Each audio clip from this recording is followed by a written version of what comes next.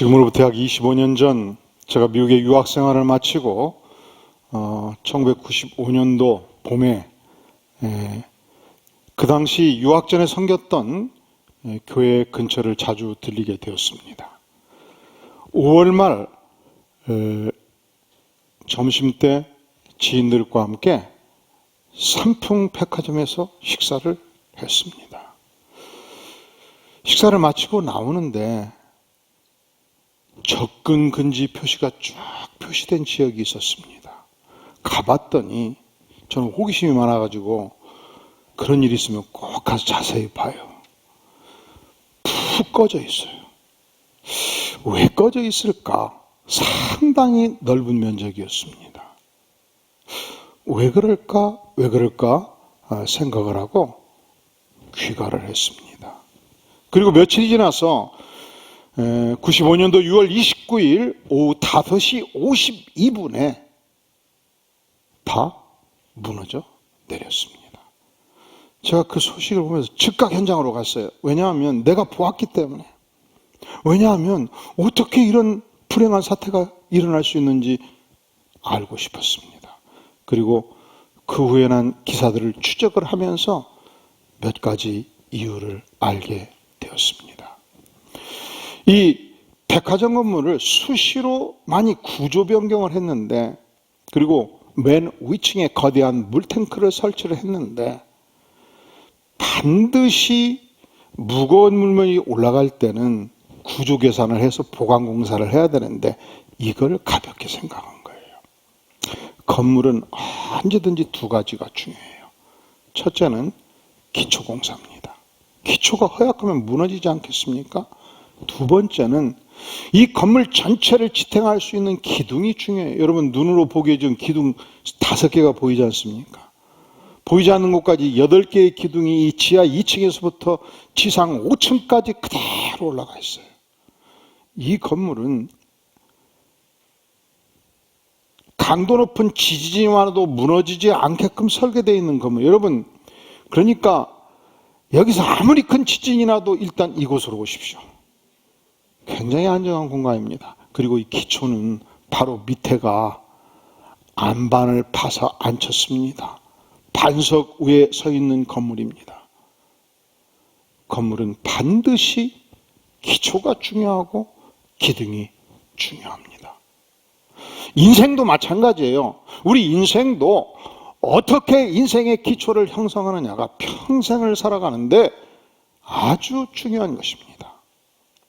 혹자는 살다 보니까 너무 돈이 소중하지요.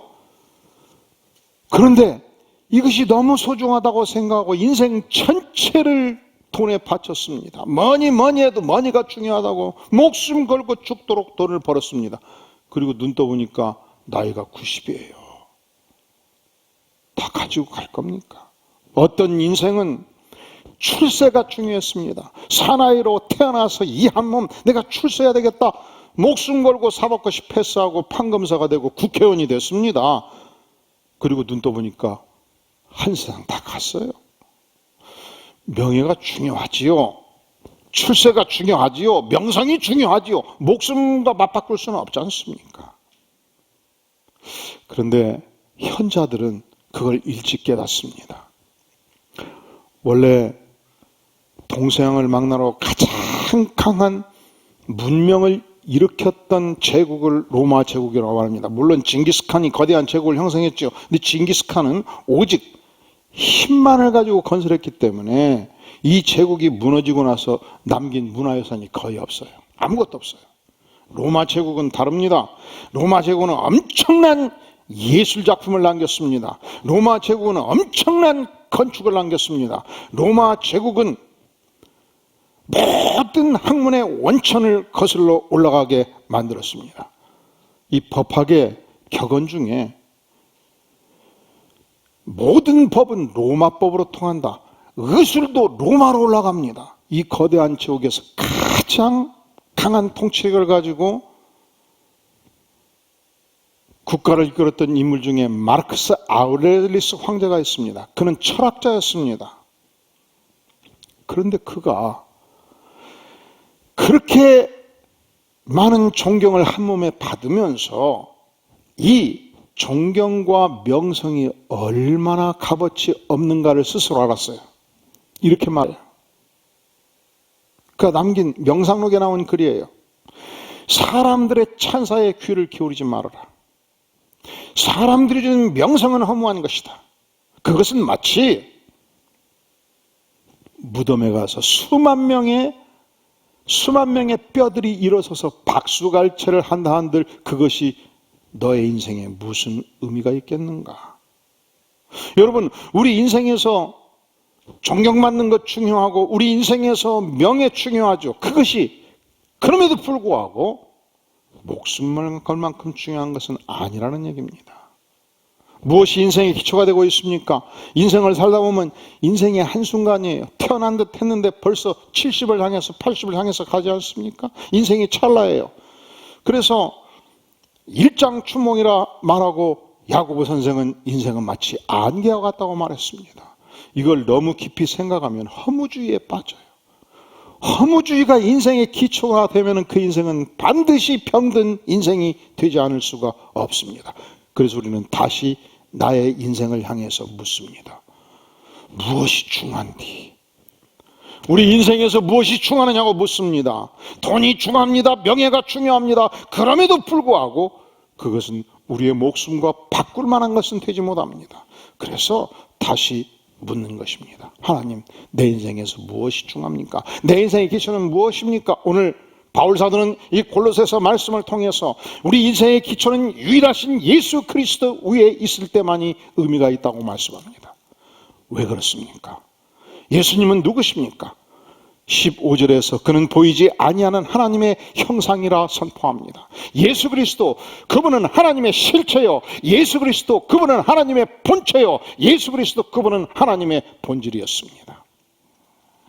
여러분, 우리가 하나님을 만날 수 있는 유일한 길이 있습니다. 그것은 복음서를 통해서 예수님을 깊이 관찰하면 이 예수님은 단지 인간이 아닌 것을 압니다. 하나님이십니다. 하나님의 본체시고 형상이십니다. 그래서 예수님은 방황하는 빌립에게 말합니다.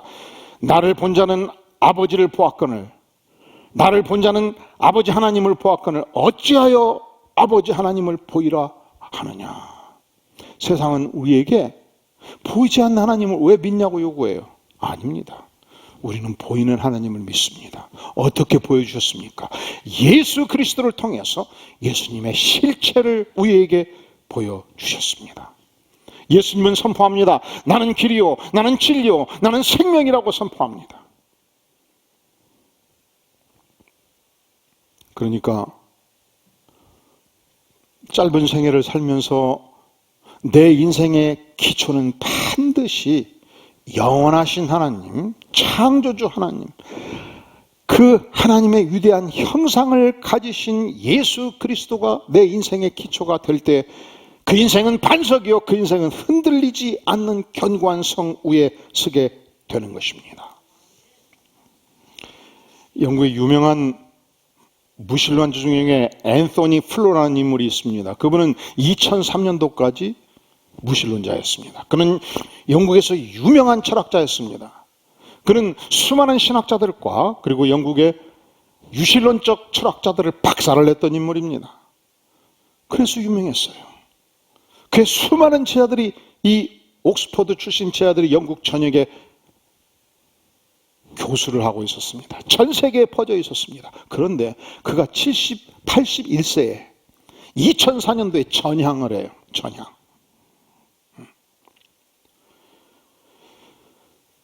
유명한 사람들이 생각을 바꿨을 때 평생 신봉하던 것을 이렇게 바꿀 때 고통이 있지요.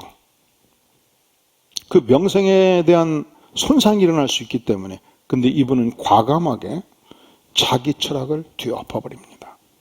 나는 평생 내가 믿어왔던 무신론 세계가 잘못됐다는 걸 인지했습니다. 확실하게 잘못됐습니다. 잘못 가르쳤습니다. 나는 이 땅에 하나님이 존재하지 않았음을 고백하는 것이며 예수 그리스도는 내 인생의 왕입니다. 바꿔진 거예요. 그런 말합니다. 우주는 영명하신 창조주, 전능하신 창조주에 의해 설계되고 기획된 것이 틀림없다. 생명의 가장 기초 단위인 DNA를 연구하면 연구할수록 이 고도로 복잡한 정렬이 있어야 함을 보여주는 것이며, 이것은 결코 우연히 이루어질 수 없다. 이것은 반드시 외부의 놀라운 지적인 설계자, 전능하신 설계자, 통제하는 주인이 개입되지 않으면 이 고도의 정렬은 100% 불가능하기 때문이다. 그리고 하나님께로 돌아와요. 여러분, 태양이 굉장히 크지요? 얼마나 클까요? 태양에 구멍이 하나 뚫렸어요. 그 구멍에 지구를 집어넣었어요. 몇 개를 집어넣을 수 있을까요? 1200만 개를 집어넣어도 공간이 남아요. 얼마나 거대한 태양계입니까? 태양과 지구는 서로 당기는 강력한 파워를 가지고 있습니다. 그 중력은 무려 3억 톤에 이릅니다.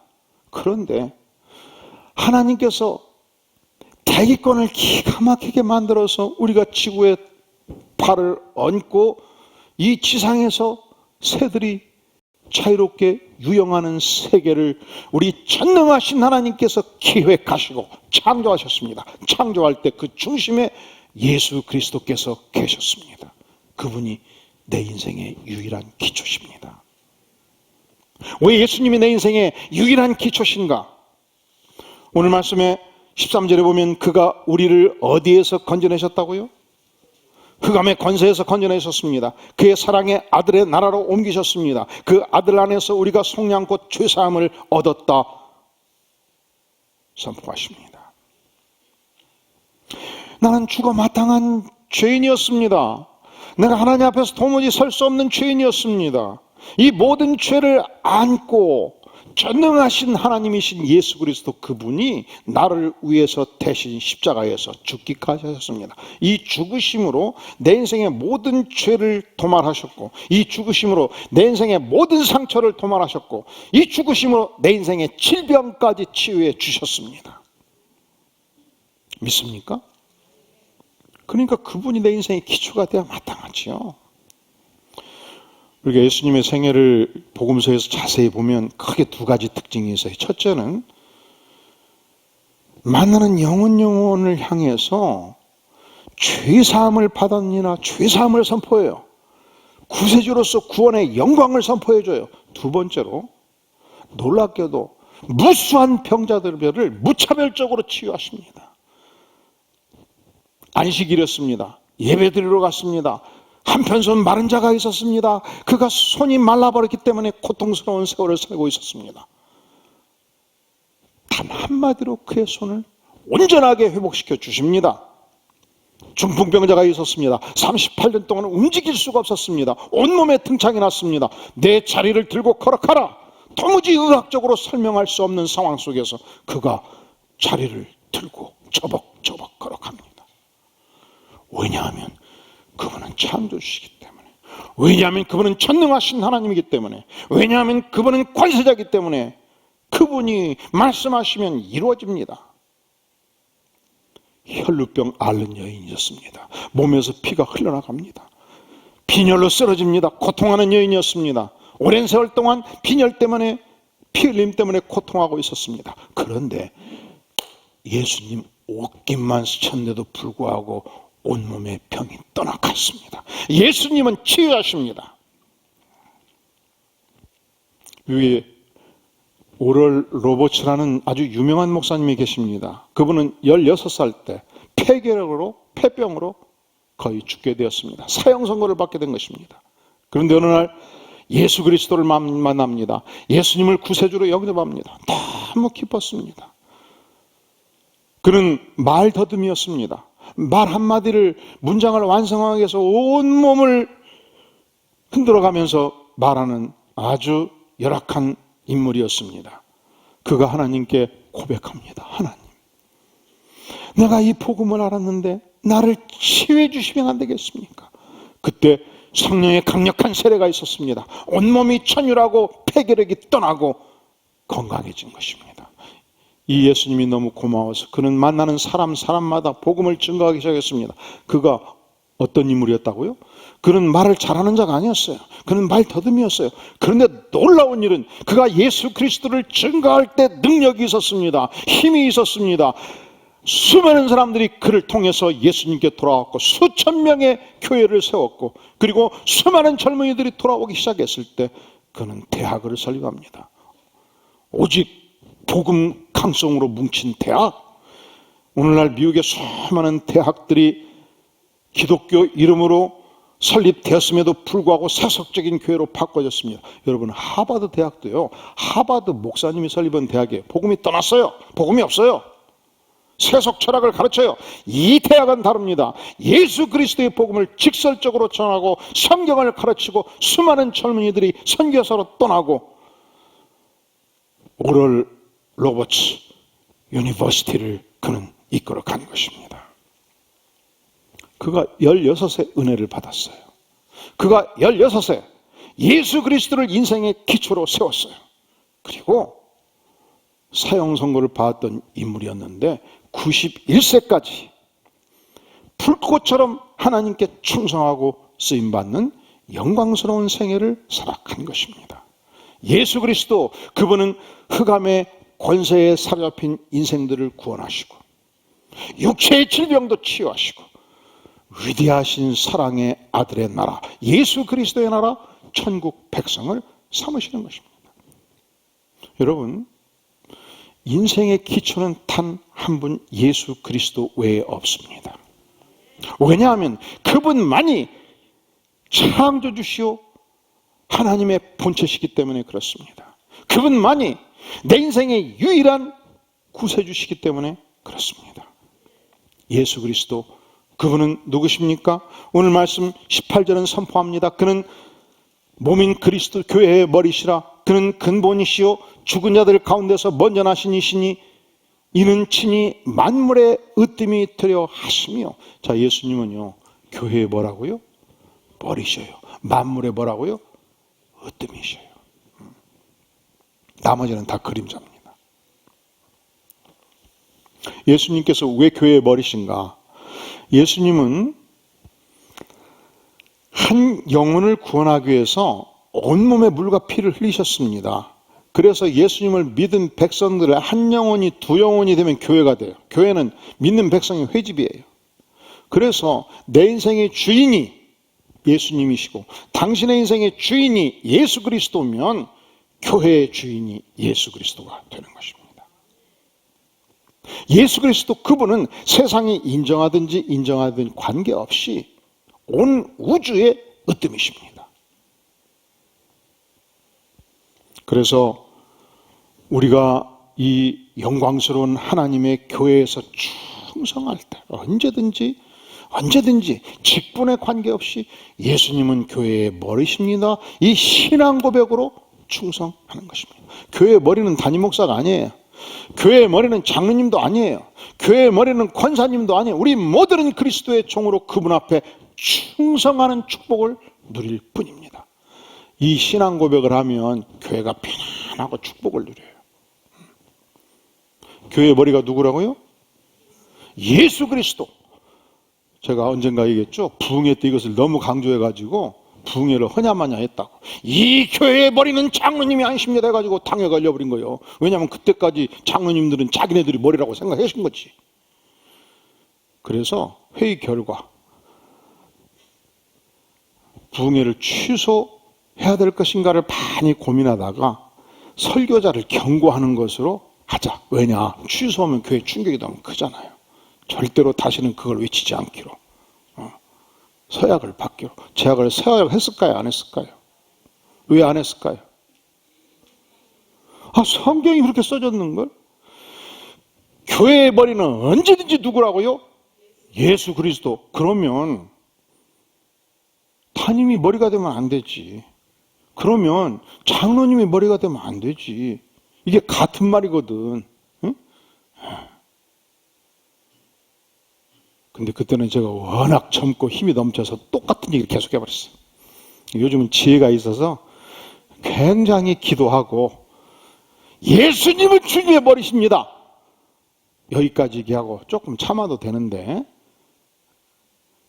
하지만 언젠가 김경선 목사는 이 교회를 은퇴할 것입니다. 언젠가 이 교회의 장로님도 다 은퇴할 때가 올 것입니다. 새로운 시대가 곧 올 것입니다. 언젠가는 오게 됩니다. 주님이 오시는 그날까지 이 교회는 언제든지 예수 그리스도가 교회의 머리신 줄로 믿습니다. 이렇게 신앙 고백하면 교회가 평안해요. 교회가 은혜가 넘쳐요. 교회가 오고 싶어요. 교회 오면 힘을 얻어요. 그런데 이상하죠. 인간이 교회 머리가 되면 지배력이 형성이 돼요.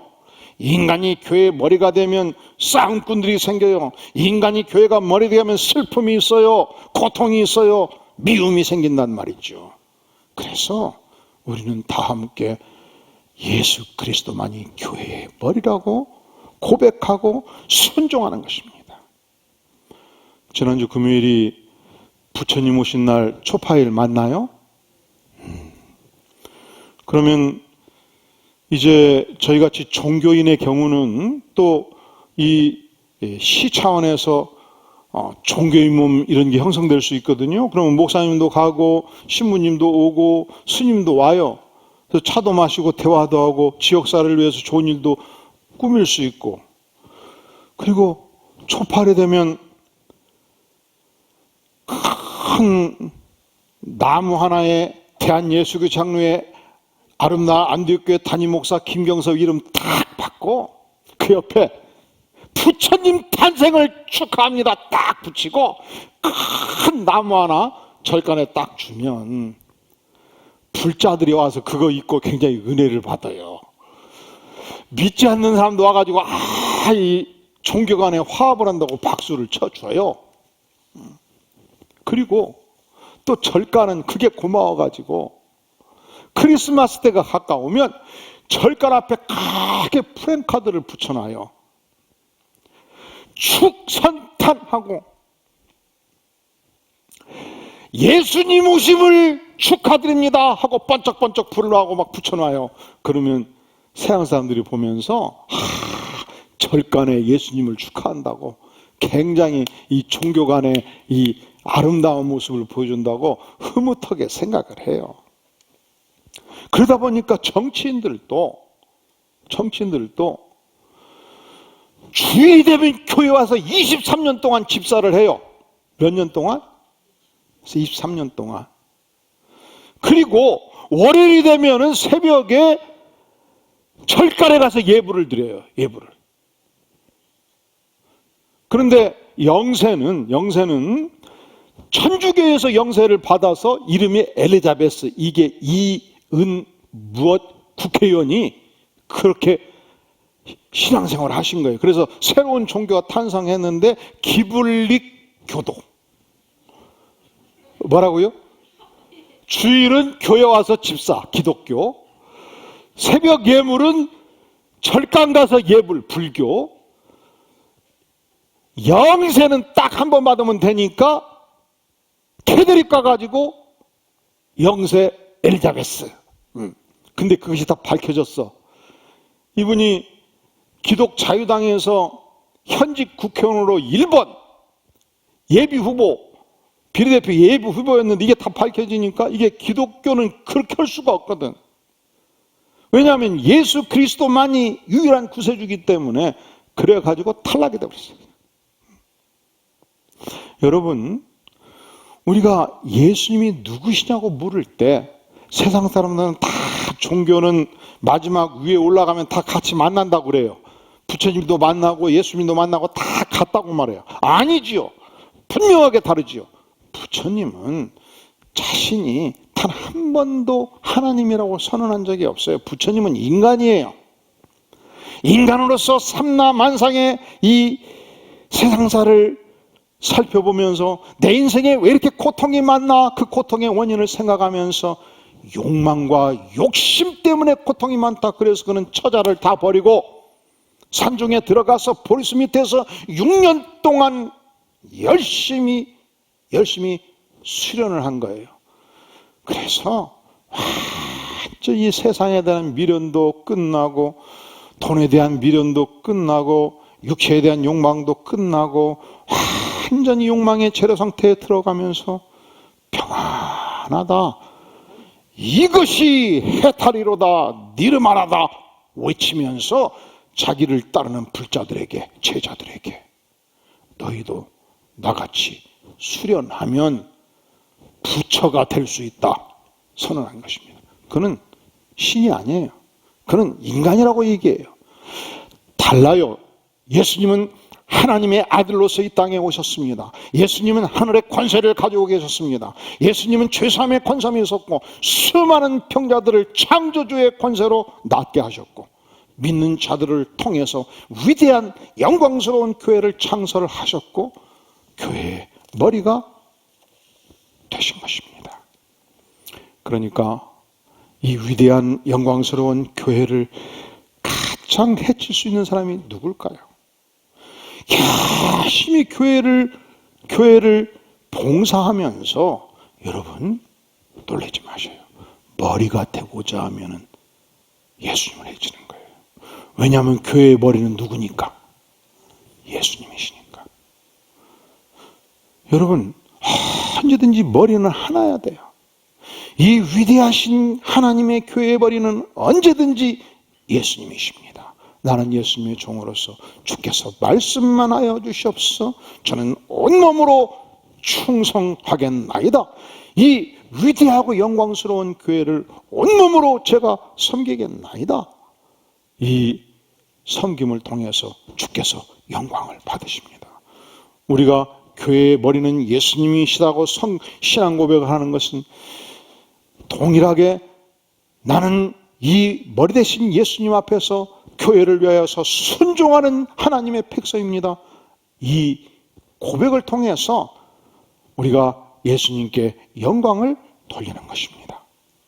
다 함께 머리 숙여 기도하겠습니다. 영광의 주님, 내 인생의 진정한 기초가 물질이 아니요 명예가 아니요 예수 그리스도인 것을 고백합니다. 창조주의 권세로 구세주의 능력으로 나를 구원하시며 또한 주께서 세우신 피 흘림으로 세우신 위대한 교회에서 오늘 또 몸바쳐 섬기는 축복을 주시니 진실로 감사를 드립니다. 아버지 하나님, 이 위대한 그리스도의 교회 앞에서 전심으로 나아가는 백성들의 헌신을 값지게 받아주시고 평생 동안 예수 그리스도 기초 위에서 인생을 건설하도록 주님 은혜를 베풀어 주시옵소서. 예수님의 이름으로 간절히 기도하옵나이다. 아멘.